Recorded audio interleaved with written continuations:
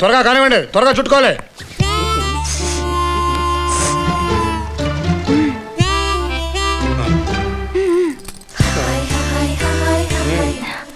నాకు కట్టుకోవడం రావట్లేదు, కొంచెం హెల్ప్ చేయవా ప్లీజ్?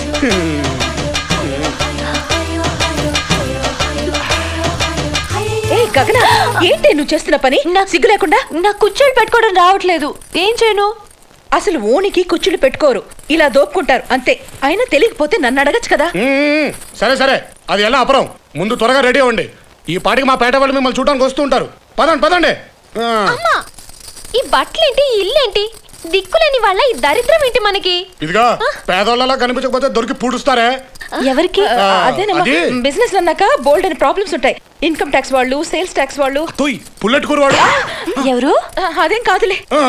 ఇదిగో నువ్వు శీఘ్రమా కొలాయి కెట్టుపోయి నీళ్ళు నింపాలా. నువ్వు చెంబులో పాలు పట్టరావాలా. ఇది కొత్తవాడు, నువ్వు ఇంట్లో బయట మొత్తం ఊడ్చి కల్లాపు చల్లాలా. సరియా? అర్థమైందా?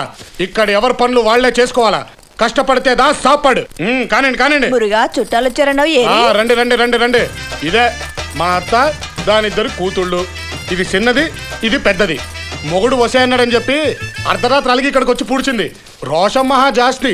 ఎవరితో ఒకదాన్ని కట్టుకోమని ఒకటే పట్టు. మురుగా చాలా సూపర్ గా ఉన్నారు. ఇద్దరిని నువ్వే చేసేసుకో. అత్తవాడు ఒప్పుకుంటే ఓకే. సరే సరే, చూసించాలు, ఇక పదండి. అసలే మా వాళ్ళకి నిన్న చిక్కు. పదండి పదండి.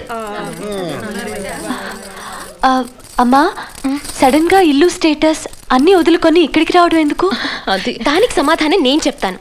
నన్ను కార్తిక్ కలవకూడదని ఆ మురుగన్తో కలిసి ఈ మహాతల్లి వేసిన ప్లాన్ ఇది.